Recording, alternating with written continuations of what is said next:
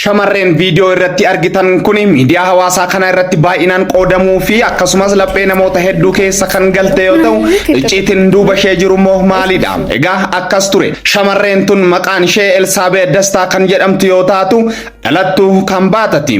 Ogeessi kaameraa ammoo Misikir Kabbada kan jedhamu yeroo daandii imalaa jirutti viidiyoo fi suura ishee fudhachuun miidiyaa hawaasaa kana irratti qoodem. Kanuma sababeeffachuun Elsaabeet yeroo kanatti dubbii ijoo miidiyaa hawaasaa fi laphee namoota hedduu keessa naanna'uu irratti argamti. Egaa yeroo ammaa kanatti immoo dhaabbanni Viizit Kambaataa jedhamu ibsa baaseen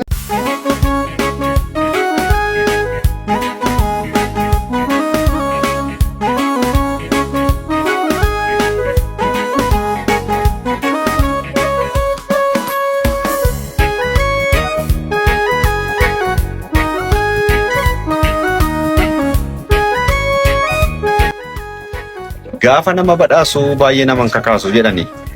Gidduu kana mucaa kana suuraa ishee mucaa bareedduu kana miidiyaa irratti argaa jirtu reetuma yaada. Miidiyaa irra walii gadi socho'aa jira. Waan isin ajaa'ibu tokkoon isinitti himu. Mucaan kun maqaan ishee Elsaabeet Dastaa jedhamti.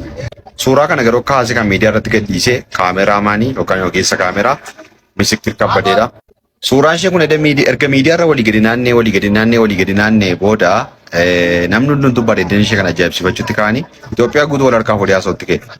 Sana booda har'a immoo oduu haaraan tokko waa isheetiif dhaga'ame. Innis maalidha? Dhaabbanni Viizit Kambaataa jedhama.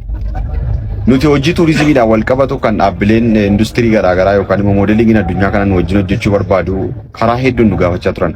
Nuti immoo biyya keenya beeksisuu waan barbaadnuu fi mucaa kanaaf carraa hojii laannee kan hedduun hojii tuurizimiin wajjin hojjechuu barbaadu wanta barbaachisu hundumaa goonee fi miidhagina mucaa kanaa fayyadamnee biyya keenya addunyaatti beeksifnaa jedhanii carraa kennaafii jiru.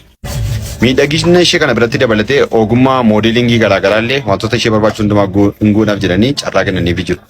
Egaa mucaan kun bareedinuma kanaan addunyaatti beekamuun ishee waan hin oolledha. Gaafa nama badhaasu badaa nama hin kakaasu ni jedhamullee kanumaadha. Carraa gaarii hawwinaaf mucaa kanaaf. Jireenyi walii gadi fiiganii walii gadi dabqanii yoo namaa mijachuu didillee guyyaa tokko Waaqayyo gaafa namaa ka'e haala kanaan namaa mijata.